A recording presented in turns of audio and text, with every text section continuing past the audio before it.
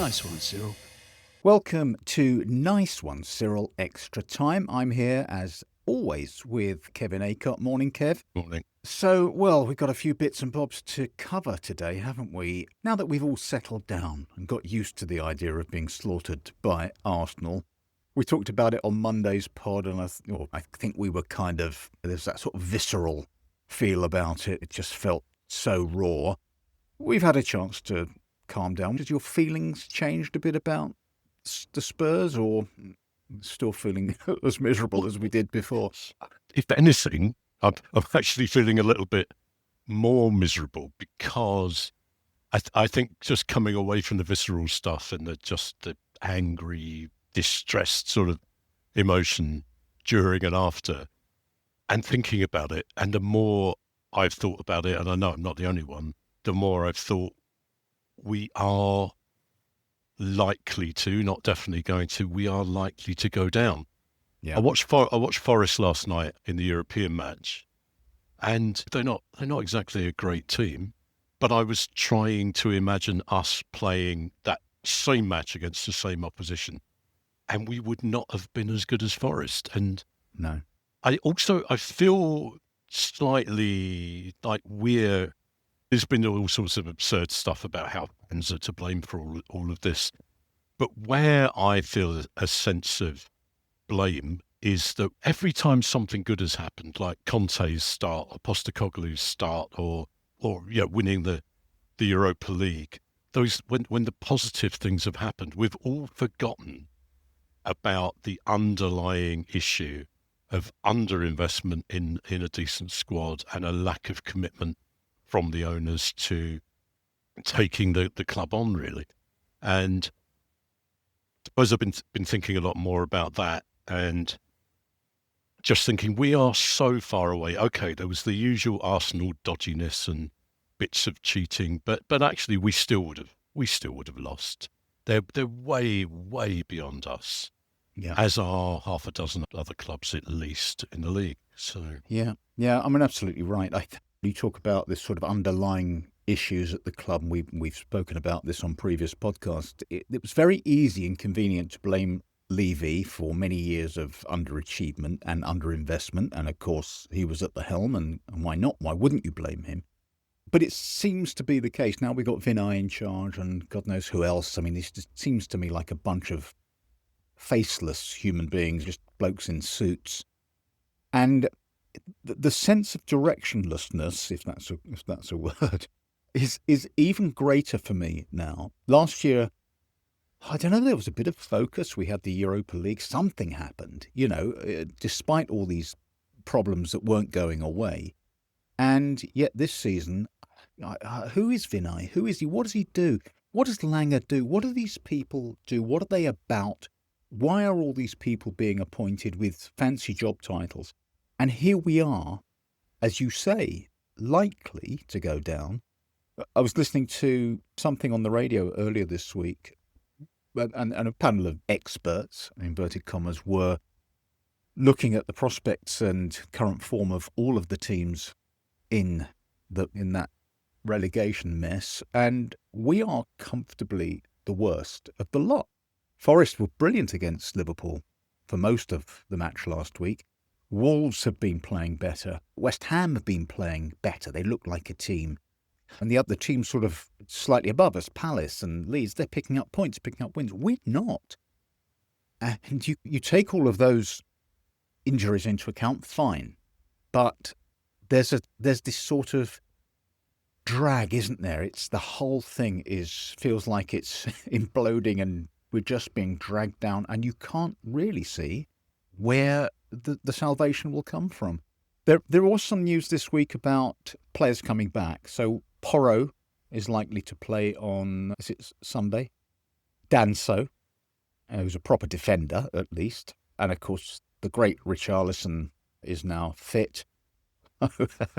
Does that give you any sort of greater sense of security that we might have enough, at least to stop conceding stupid goals? I don't know. I think I've mentioned before, I'm not Porro's biggest fan. I think he occasionally does some good stuff forward. I don't think he's particularly good in defence. I think Danso looked a little bit iffy.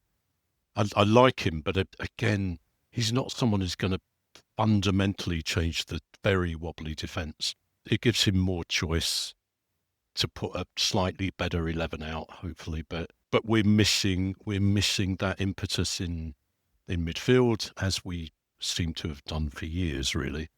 Maddison coming back and Kulu coming back, I would feel, yes, things are, this does give us a better chance of staying up, but neither of those are going to happen. So, no, I thought it was interesting, Tudor's giving that slightly enigmatic response to, what do you think about all the injuries Tottenham have got? And he said something about, I have my opinion. Yeah. You just think, that's interesting, isn't it? Because I've been hoping that it's just been bad luck, and that suggests that it hasn't maybe just been bad luck. There's a lot of talk, wasn't there, about all the injuries during Ange's era, and the idea was that he's pushing these players beyond their natural limits. They're all having to work hard and press and press and press, and you're going to get injuries, and then you're going to get players who are tired, and that also causes injuries and so on.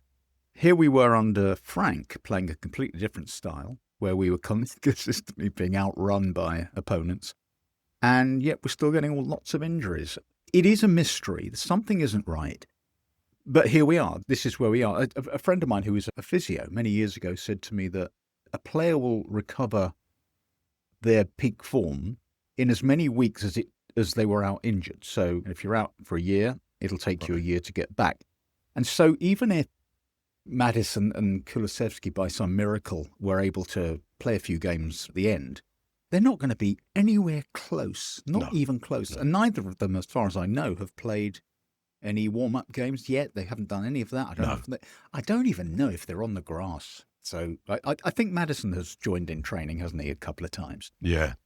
But he's not really, I think, as Rob White was saying on this week's pod, he's not the guy you're going to think, wow, we're saved. You'll think he'll get a couple of nice passes out of him, the odd goal. Of course, he's a good player. Yeah.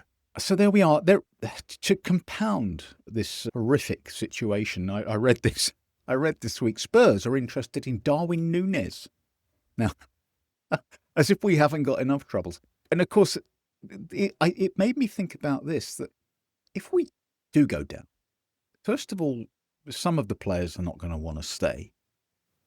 And that will decimate the team. And who's going to want to come? Yeah. I know we suddenly become a totally different club in some ways. We won't appeal to the very best. Not that we've been appealing to the very best anyway, because they haven't come. We've always been on that second level of player, really. But yeah, it's hard not to catastrophize about this and just see it as completely awful that we would inevitably lose Van der Ven, Romero. Those two are the most obvious, but maybe half a dozen others. It also raises questions about who would come to manage us as well. Would Poch come if we were relegated? I don't know. If I was his mate, I'd say don't. It's not going to do you much good, mate. But I don't know. Berkingshaw ended up doing a good job and becoming more than a good job and becoming one of a really successful manager. I don't want to catastrophize. I don't want to believe it's going to happen, and it might not happen. If it does, what are the benefits? The poverty-stricken part of me hopes they would reduce the price of season tickets, but who knows? They'll try it on, won't they? They'll try and still charge the same, I suspect. Yeah. No, I don't know. We're not better. At the moment, we're not playing. I would suggest we're not even playing better than Wolves. We're not. I think if we play them in the way that we've been playing the last few matches, Wolves would beat us. Forest would beat us. Fulham on Sunday would beat us. Yeah, I don't know. The thing is, here we are with 11 games left. We need probably 3 wins, a draw, or 2, just to haul ourselves out of the shit. And I just don't know where the inspiration is coming from. We were hoping, weren't we, for an uplift, a little bit of a manager bounce with Tudor. And admittedly, we were up against the best team around at the moment, and it was hard. It was hard to do anything against them, but we didn't see that kind of. There were moments of it, but we didn't see that. Oh, things have changed now. This is all buzzing now, even if we lose. It didn't feel like that. It felt like a Frank team just doing Frank's shit. I think the word I used on the Monday's pod was supine. It rolled over us in the end. You mentioned Poch there. There's some comments this week about, I think it was Alan Brazil on TalkSport. Now, I never listened to TalkSport, and I don't take much notice of anything Alan Brazil would ever say. But I happened to see this on social media, and in his opinion, we haven't even spoken to Poch yet. I saw that. It surprised me, and then again, when you start thinking about it, it doesn't surprise me. No. Who knows? Have they got a long-term cunning strategy, or are they just making it up as they go along from day to day? I think that's more likely. Yeah, I agree. Yeah. A couple of other bits and pieces, some news in, although this feels like old news in a way, that they're going to completely change the wage structure in recognition of this, the comments that have been made that we can't attract the best players because we don't pay them enough. But that it feels like something you can say. Doing it is another matter. And it's also, as far as this recent transfer window is concerned, that's absolutely shutting the stable door after the horse has bolted. How the hell didn't we bring in somebody, anybody, who might be a game changer? And apparently Langer said to Tudor that, don't worry, we've got a load of players coming back. But we haven't. We've got Porro and Danso. But the players that I feel like we really need to come back, Kudus, for example. Yep. Beravel's not coming back at all, I don't think, this season. These are key players. These are players who might change the game for us. Yeah. So he's been sold a pup. I suppose it doesn't matter much because he's not going to be around very long. No. One last thing. You weren't with us on the pod on Monday. No. So we didn't get your view on that disallowed goal. I know it's all water under the bridge right now, but there was lots of funny tweets about it. Here's one. Because we saw the referee's camera, didn't we? That came up on social media, and the ref saying straight away, no, that's a push, forget it, move on. Yeah. And someone wrote, just to clear this up, the camera is on his left ear. So given his position on the pitch, the camera would pick up the incident first. Unless he's Ozil in disguise, then his eyes are not on the side of his head. Hope this helps. Wow, he didn't even see it, corrupt cunts. And it made me laugh, if nothing else. There's nothing corrupt about it. He just saw a push. I saw a push. When you see it in slow-mo, all right, he had his hands on him. It was so minor. And Gabriel went down like someone had shot him in the back. Have you had a chance to ruminate? Yeah, and the rumination is about trying to divide that off from how we played and the final result, if that makes sense, because it was clearly unfair. It's clearly nonsensical given the amount of pushing and shoving that goes on in every single match whoever's playing. It's hard not to feel that there's a conspiracy, but we live in this mad, social media world of conspiracies. We're not being conspired against, and Arsenal aren't being conspired in favour of. It's just poor, incompetent refereeing, really, and a lack of clarity from above for referees, I think. I think they need to do something about the pushing and shoving. Yeah, he didn't have a great game, the ref, but saying that wasn't the difference between us and Arsenal. The argument would be, well, if that goal had stood, it would have been 2-2, and that changes the mentality of Arsenal because we know they can get a bit shaky.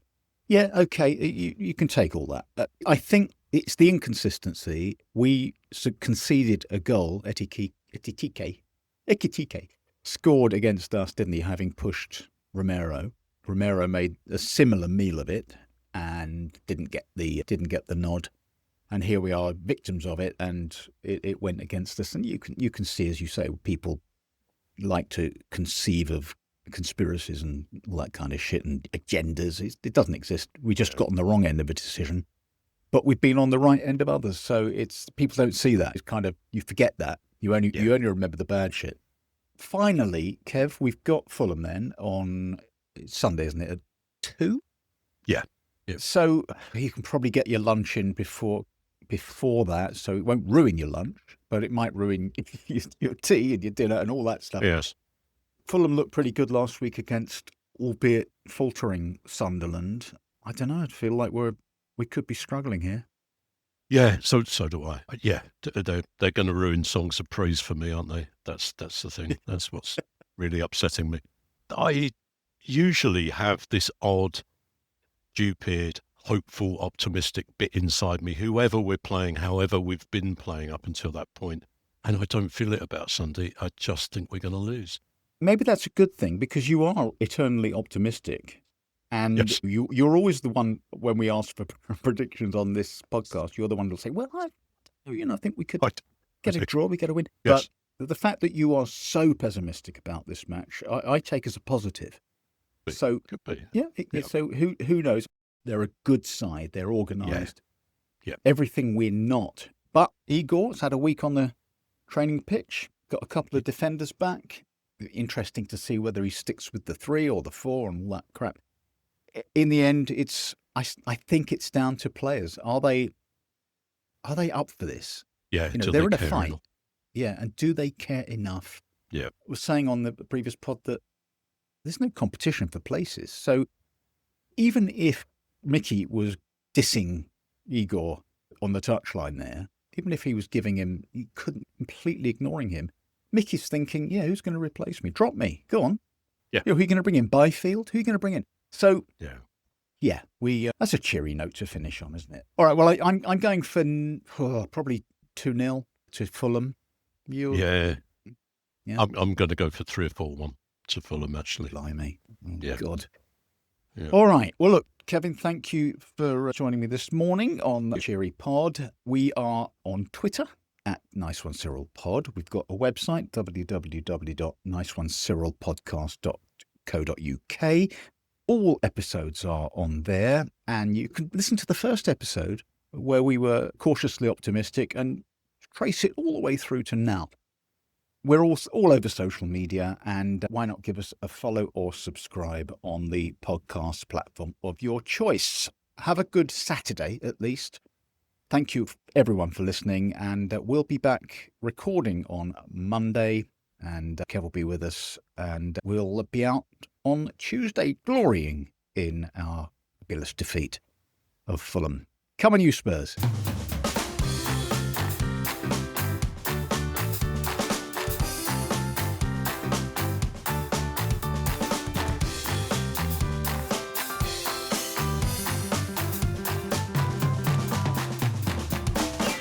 Nice one, Cyril.